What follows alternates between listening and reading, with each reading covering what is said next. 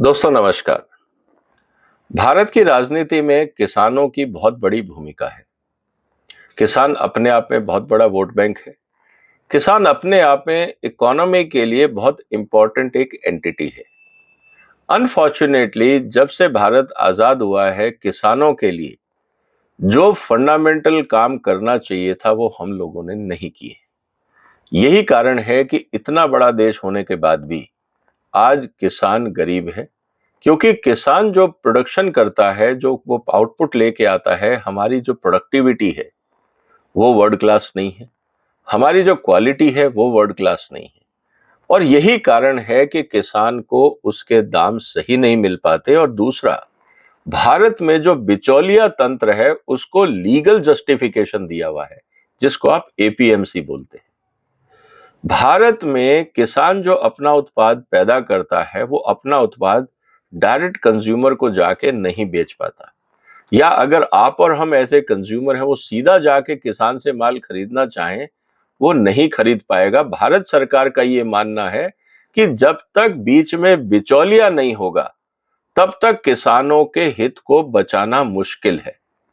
इसका मतलब जो शोषण कर रहा है किसान का, उसका होना बहुत जरूरी है। ये सोच लेके भारत के कितने भी कानून बने खेती के लिए, किसानों के लिए, उसमें बिचौलियों की भूमिका हमेशा बहुत प्रभावी रही।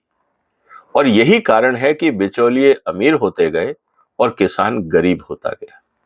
कंज्यूमर ज्यादा पैसे देता है और किसान को उसका हक नहीं मिलता है। तो बीच का पैसा कहां गया, आज तक किसी पॉलिटिकल पार्टी ने इस पे जवाब नहीं दिया।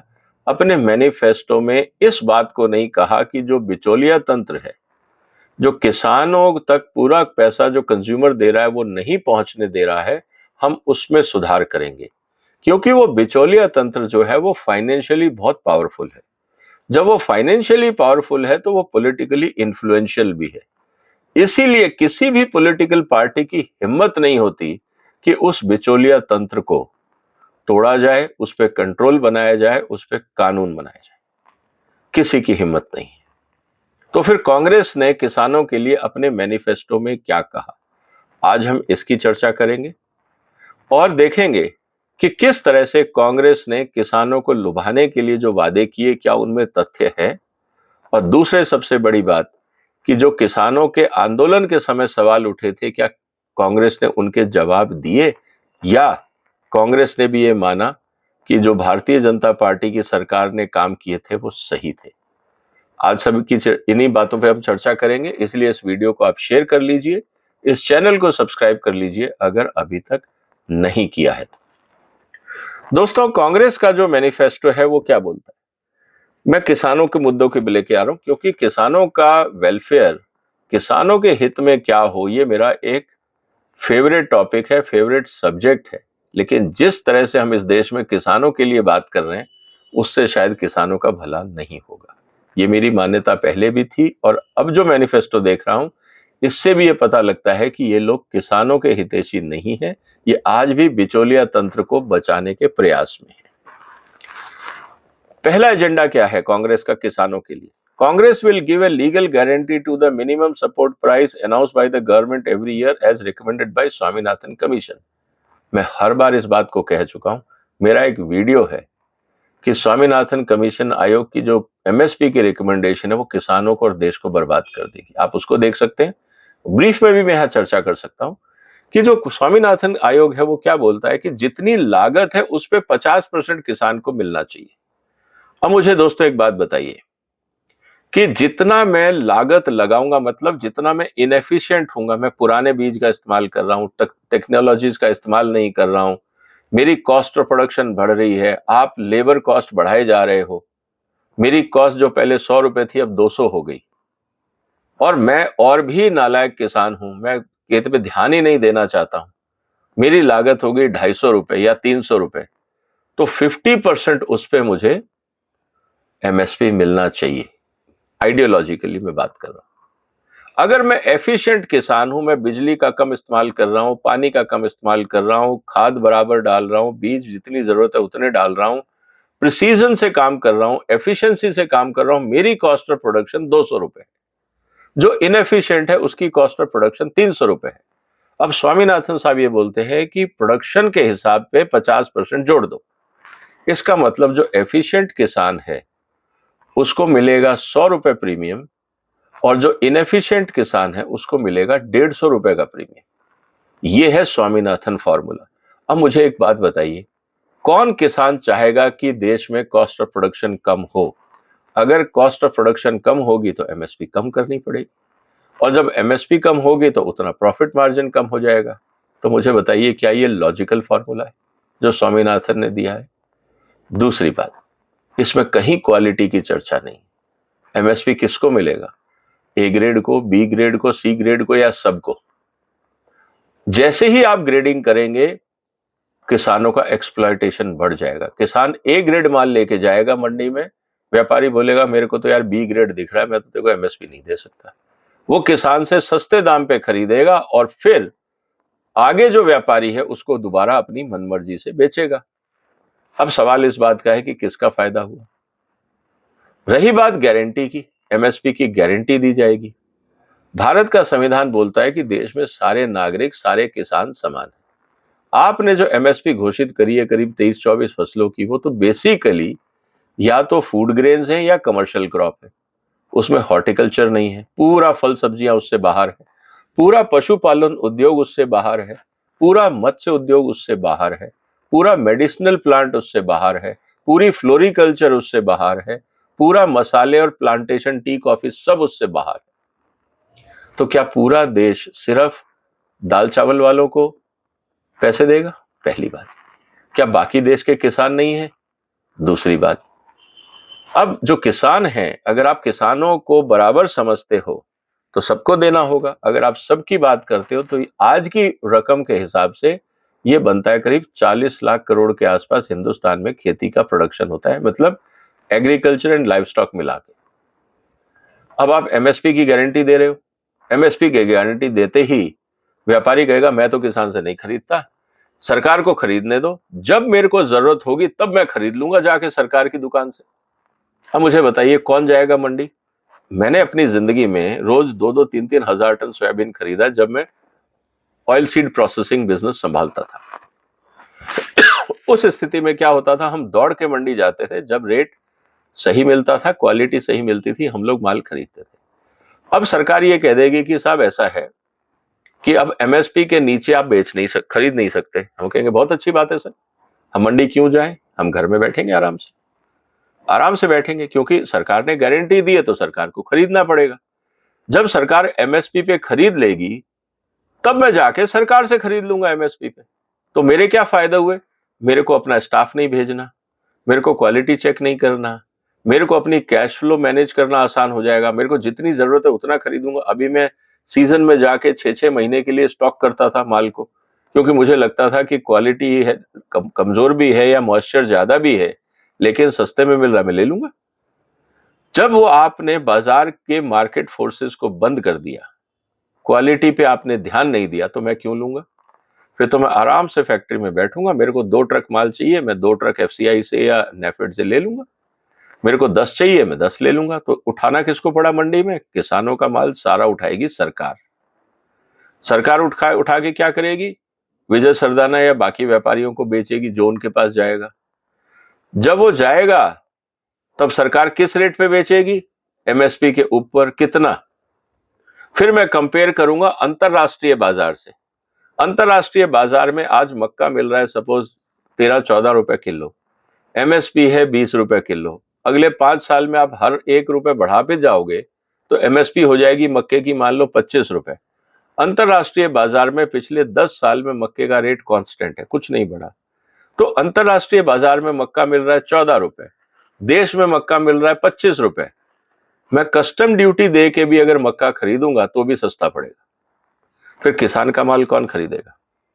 सरकार जो सैकड़ों टन, करोड़ों टन माल खरीदेगी वो किसको बेचेगी? अंतरराष्ट्रीय बाजार में आप बेच नहीं सकते क्योंकि वो सस्ता है। हिंदुस्तान का व्यापारी आयात कर रहा है क्योंकि आप महंगे हो।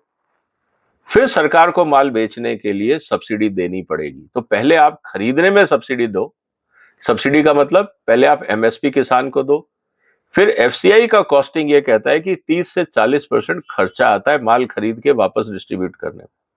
तो 30% एमएसपी के ऊपर खर्चा हो गया।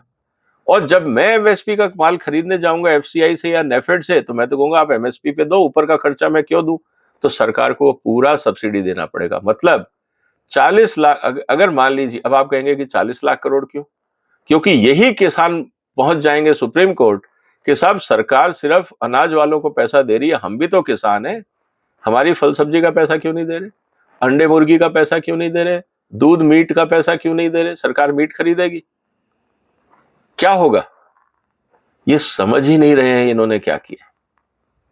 तो ये जो स्वामीनाथन कमेटी की रिपोर्ट है, ये देश को और किसान को बर्बाद कर देगी। स्वामीनाथन साहब एक अच्छे साइंटिस्ट थे, लेकिन शायद वो इकोनॉमिक्स नहीं समझे, बाजार नहीं समझे, और ये उन्होंने एक पॉलिटिकल स्टेटमेंट दिया है जो बहुत ही घातक है। अब किस पॉलिटिकल पार्टी में ये दम होगा कि वो इस स्टेटमेंट को नकारे और देश हित की बात करे? अब यहां से स्वामीनाथन साहब ने खेती में जो राजनीति है उसको इंट्रोड्यूस कर दिया। ये बहुत ही गलत हो गया, चाहे किसी भी कारण से हुआ। The commission of agriculture cost and prices will be made statutory body. जरूरत ही नहीं है, अकाउंटिंग बॉडी है, वो कॉस्टिंग करनी है। कॉस्टिंग बॉडी को स्टैट्यूटरी बॉडी बनाने का पर्पस क्या है? इसका मतलब जो भी कॉस्टिंग सीएसईपी करेगी वो देश का कानून होगा। कभी ऐसा होता है? 50 सवाल उठेंगे। जैसे ही आप स्टैट्यूटरी बॉडी बनाओगे, मैं पहुंच जाऊंगा कोर्ट में कि सर इसमें जो फर्टिलाइजर का रेट है वो गलत लगाया है, जो डोसेज है वो गलत है, जो बिजली का रेट है वो गलत है। जैसे ही आप स्टैट्यूटरी बॉडी बनाओगे, आज पंजाब के अंदर जो कॉस्ट ऑफ प्रोडक्शन है वो 960 रुपए के आसपास है पर क्विंटल पैडी का। वही चीज अगर मान लीजिए मैं महाराष्ट्र में करता हूं तो वो करीब 2,500-3 हजार रुपए के आसपास बैठता है। झगड़ा तो यही शुरू हो जाएगा स्टैट्यूटरी बॉडी का कि साहब मुझे वो रेट क्यों दिया जा रहा है। महाराष्ट्र का किसान कहेगा मुझे मेरे रेट पे दो ना, मैं पंजाब का एवरेज क्यों लूं?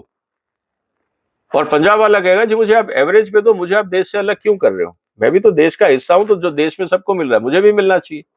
झगड़े बढ़ेंगे, घटेंगे नहीं। शायद किसी ने इसको डिटेल में सोचा नहीं है क्योंकि पॉलिटिक्स में ज्यादा इंटरेस्ट है। MSP payable to the farmer seller at the procurement centre और APMC will be directly credited to digital in their bank account. तो इसमें तो कोई दिक्कत ही नहीं। आज भी आप पेटीएम यूपीआई से कर सकते हो अगर किसान चाहता है। मैंने पूरी जिंदगी किसानों को चेक से पेमेंट किया, उस समय यूपीआई नहीं था, कभी मैंने कैश नहीं दिया, तो इसमें नई बात क्या है? तो कुछ भी नया नहीं है जो इस एजेंडा में कहा गया है। We will appoint permanent commission on agriculture finance that will report periodically on the extent of agriculture credit and need for loan forbearance। मतलब हम लोन माफी करेंगे, लोन कितना देना है, क्रेडिट देना है, ये कमीशन डिसाइड करेगा, ना कि किसान की जरूरतें और बाजार की जरूरतें। ये मुझे समझ में नहीं आ रहा कि हाउ दिस विल हेल्प, क्योंकि आप फिर किसानों को लोन देंगे और किसान कहेगा जी देखिए सूखा पड़ गया, बारिश हो गई, पैसा खत्म हो गया, मेरे पास है नहीं, माफी कर दो।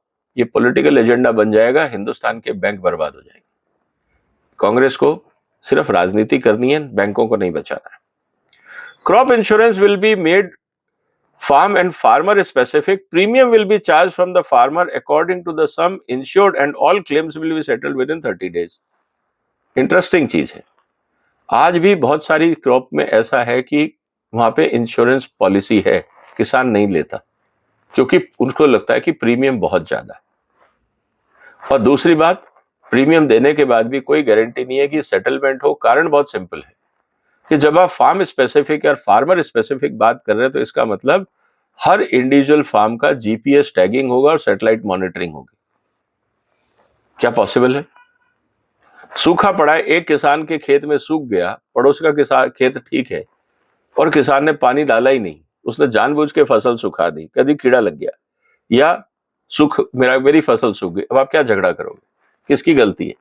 किसान ने जानबूझ के सुखा दी फसल, क्योंकि उसको पता है कि बाजार में जाऊंगा तो मुझे मिलेगा 2 रुपए किलो, तो बेहतर है फसल को ही नष्ट कर दो, कम से कम इंश्योरेंस में 10 रुपए किलो तो मिलेगा। आप कैसे रिजॉल्व करेंगे इस प्रॉब्लम को?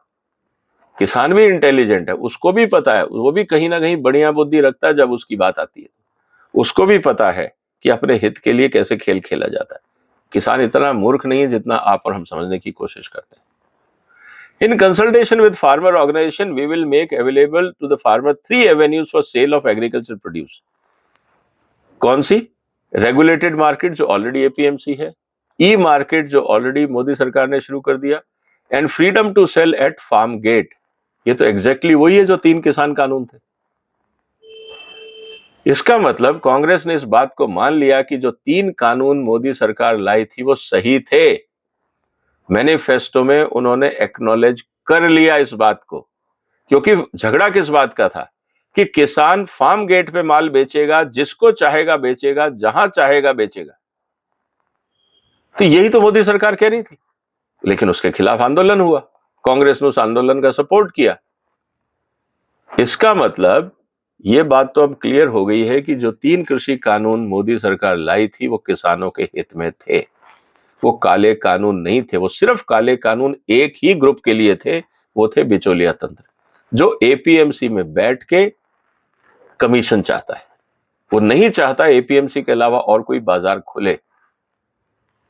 तो सवाल इस बात का है कि जो मोदी सरकार के कानून थे उसका विरोध क्यों किया गया? सिर्फ पॉलिटिक्स के लिए। किसानों के हित को कांग्रेस ने मारा।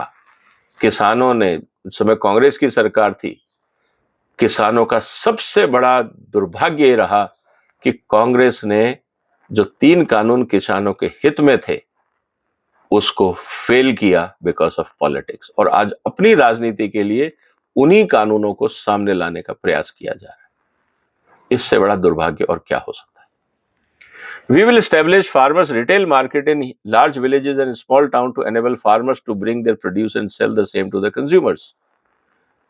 बिल्कुल सही। मैं तो शुरू से कहता रहा हूं कि जितनी भी किसानों की एफपीओ या कोऑपरेटिव्स हैं उनको बोलिए कि अपने ही प्रोडक्ट को खुद स्टोर करें और अपने जो आसपास के बाजार है वहां जाके रिटेलिंग करें। क्योंकि मैं एज ए कंज्यूमर अगर 50 रुपए सब्जी को देता हूं, किसान को 5-10 रुपए मिलता है मंडी में, किसान सीधा आके मेरे से 40 रुपए ले लेना, दिक्कत क्या है? 10 रुपए मेरे भी बचेंगे, 40 रुपए किसान को भी मिलेंगे। प्रॉब्लम कहां है? लेकिन बिचौलिया तंत्र होने नहीं देगा, याद रखिएगा इस बात को। आज जो कांग्रेस बोल रही है, अगर ये करना चाहती हैं तो जो जो कांग्रेस के राज्य हैं वहां तो कर दो। इस बात को समझना होगा। Congress will formulate and implement A sound import export policy for agriculture commodity which will give paramount importance to protect the interest and concerns of the farmer. Import export policy बिल्कुल ट्रांसपेरेंट होनी चाहिए, स्टेबल होनी चाहिए, लेकिन जब महंगाई होगी तब क्या करते हैं? जब किसानों के दाम घटेंगे हिंदुस्तान में, मान लीजिए कभी बम्पर प्रोडक्शन हो गई, रेट क्रैश हो गए, तो आप इंपोर्ट रिस्ट्रिक्शन करेंगे या नहीं? या आप एमएसपी बढ़ाते रहे और व्यापारी वर्ग इंपोर्ट ज्यादा करेगा तो क्या आप रोकेंगे उस इंपोर्ट को? क्योंकि जब तक आप एमएसपी और इंपोर्ट एक्सपोर्ट कस्टम ड्यूटी के अंदर तालमेल नहीं रखेंगे, आपकी पॉलिसी चलने वाली नहीं। मेरा यह मानना है कि अगर आप हर साल एमएसपी बढ़ा रहे हैं तो आपको हर साल कस्टम ड्यूटी भी प्रोपोर्शनेटली बढ़ानी चाहिए ताकि आयात ना बढ़े। लेकिन आपके पास बाउंड रेट है डब्ल्यूटीओ में, उसके ऊपर आप नहीं जा सकते। इसका ध्यान रखना पड़ेगा और सोच समझ के एमएसपी बढ़ाना पड़ेगा, क्योंकि किसान तो कहेगा कि साहब हर साल फसल के दाम बढ़ाओ, और पॉलिटिशियन बढ़ा भी देंगे, लेकिन किसान का नुकसान ज्यादा होगा क्योंकि आयात ज्यादा हो जाएगा। इस बात को भी हमें समझना होगा। We will revive the agriculture extension system to disseminate best knowledge and best practices to every agriculture holding. We will increase the number of KVKs and appoint more scientists to each केंद्र। ये अच्छा प्रस्ताव है, मैं इसका समर्थन करता हूं, और इसमें भी डिजिटल टेक्नोलॉजी का इस्तेमाल करना, और जो लोकलाइज्ड एफएम स्टेशंस होते हैं जो 10 किलोमीटर में हर केवीके में लगाएं, ताकि किसान को जानकारी साइंटिस्ट वहां रेडियो में बैठ के दे कि आपके तालुका में या पंचायत में क्या क्या समस्याएं हैं, कौन सा बीज मतलब कि सही रहेगा, कहाँ पे कीड़ा लग रहा है, किन बातों का ध्यान रखें। अगर ये एफएम के माध्यम से करें तो जो किसान के पास नॉलेज है वो टाइमली पहुंच जाएगी। We will launch a major program to install solar panel connected to tube well to generate electricity। अच्छा प्रयास है, लेकिन अब इसकी जरूरत नहीं है, क्योंकि इंडिविजुअल किसान को सोलर पैनल की जगह आप पूरे गांव में एक पैनल सिस्टम बनाइए और वहां से कनेक्शन दीजिए ताकि मेंटेनेंस इजी हो जाए। हर एक किसान को सोलर पैनल दोगे, मेंटेनेंस का कॉस्ट बढ़ेगा, खर्चा बढ़ेगा, लॉजिकल नहीं है। Congress will implement a major initiative to promote horticulture, pisciculture, sericulture and encourage farmer to diversify into these activities and increase their income. लेकिन क्या इसको एमएसपी देंगे?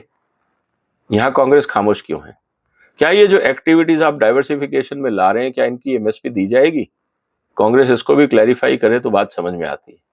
जैसे ही बोलेंगे हाँ, हंगामा खड़ा हो जाएगा, 40 लाख करोड़ का बिल खड़ा हो जाएगा सरकार के ऊपर। फिर बहुत सारे लोग बोलेंगे सारा काम सरकार को खरीदना थोड़ी है। भाई मैं व्यापारी हूं, अब मेरी नजर से देखिए, मैं बाजार में जाके क्यों खरीदूंगा?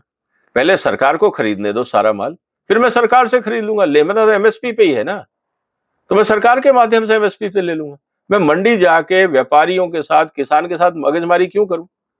उनके क्वालिटी का झगड़ा करो, इसको झगड़ा करो, उसका झगड़ा करो, पेमेंट को लेके झगड़ा करो, फिर पता लगा क्वालिटी सही नहीं है, वेट सही नहीं है, दुनिया भर के झगड़े होते हैं मंडियों में।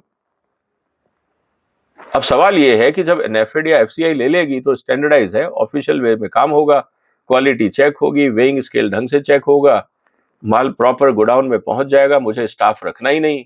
प्रोक्योरमेंट में सबसे ज्यादा टेंशन होता है हर कंपनी का। मेरे 20 आदमी मंडियों में रहते थे, दिन भर हिसाब रहता था कि कौन सी मंडी का रेट सही है, किसका खराब है, कहाँ क्वालिटी सही है, कहाँ खराब है, कितना माल आना है, नहीं आना है।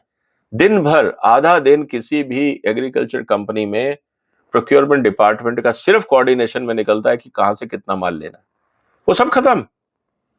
मुझे तो वो 20 लोग रखने ही नहीं पड़ेंगे कंपनी में। मैं तो सीधा 2 आदमी प्रोक्योरमेंट के रखूंगा, वो एफसीआई के गोडाउन जाएंगे, माल लोड करवाएंगे, ले आएंगे, बैंक में ट्रांसफर हो जाएगा, सारे झगड़े खत्म। अब जो किसानों की समस्या है वो एफसीआई और नेफेड झेले, हम तो बाहर आसानी से हो जाएंगे।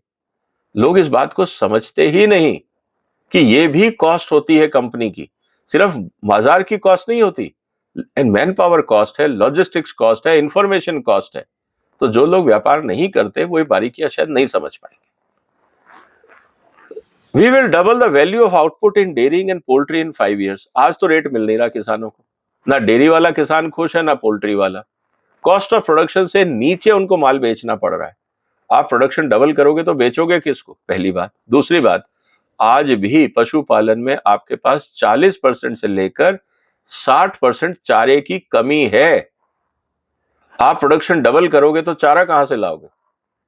देश की आबादी बढ़ रही है, आप इंसानों के लिए खाना पैदा करोगे या पशुओं के लिए चारा पैदा करोगे? जमीन तो उतनी है। ये बिना सोचे समझे दिया गया एक एजेंडा है, just to please livestock sector. इसके पीछे कोई लॉजिक नहीं। In coordination with the state government, we will ensure that one agriculture college and one veterinary college is established in each district। नौकरी कौन देगा? आप इतने सारे कॉलेज छोड़ दोगे, मतलब खोल दोगे, तो बच्चे जो निकलेंगे उनको नौकरी कौन देगा? कभी सोचा है इसके बारे में? समस्या ये है कि बिना सोचे समझे एजेंडा बनाया गया है। We will double the funding for R&D in agriculture in 5 years। जरूरत ही नहीं है। प्राइवेट कंपनियां उतना खर्चा नहीं करती हैं जितना आपकी आईसीआर खर्चा करता है रिसर्च में। और आज भी किसान, बता दीजिए पिछले 30 साल में कौन सा नया ब्रीड किसान को निकाल के दिया है जिसको किसानों ने अपनाया है? प्रॉब्लम फंडिंग की नहीं है, प्रॉब्लम परफॉर्मेंस की है। आपके R&D सेंटर प्राइवेट सेक्टर के मुकाबले अच्छा बीज पैदा क्यों नहीं कर पा रहे? सवाल इस बात का है। किसान प्राइवेट सेक्टर का बीज इस्तेमाल करता है, आपका बीज इस्तेमाल नहीं करता है। जहां परफॉर्मेंस की बात आती है, इस बात को समझिए। तो पैसा बढ़ाने से नहीं होगा, जो आपने अभी भी पैसा दिया है उसकी अकाउंटेबिलिटी तो करो कि जो साल में ऑन एन एवरेज 10 से 15 हजार करोड़ रुपए एग्रीकल्चर के नाम पे, एग्रीकल्चर रिसर्च के नाम पे खर्च होता है, कौन से ऐसे वर्ल्ड क्लास बीज एग्रीकल्चर यूनिवर्सिटी ने दे दिए या केमिकल दे दिए जिससे किसान उनको अपना के दुनिया में एक्सपोर्ट ओरिएंटेड बन जाए, परफॉर्मेंस वाइज वो दुनिया में सबसे कम हो जाए, क्वालिटी वाइज सबसे अच्छा हो जाए? कुछ एग्जाम्पल तो दो। प्रॉब्लम पैसे की नहीं है, प्रॉब्लम परफॉर्मेंस की है, आउटपुट की है, R&D की, जो आज नहीं है। इसीलिए किसान जो सरकारी संस्था के जो बीज आते हैं उनको 1-2 साल लगाता है, फिर छोड़ देता है।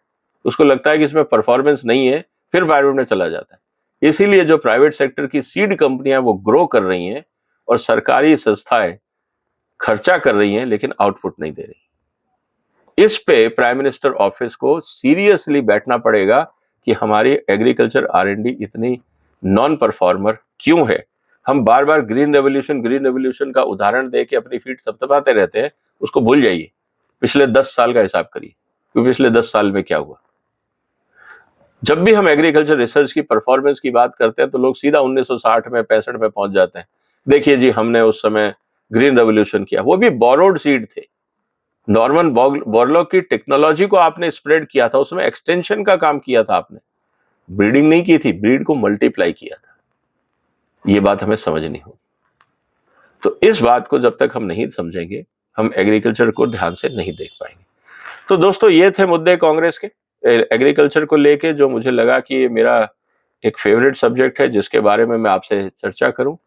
हालांकि वीडियो लंबा हो गया है, आप इस वीडियो को शेयर करिए। फिर मुलाकात होगी एक और मुद्दे के साथ। तब तक अपना ध्यान रखिएगा। वंदे मातरम।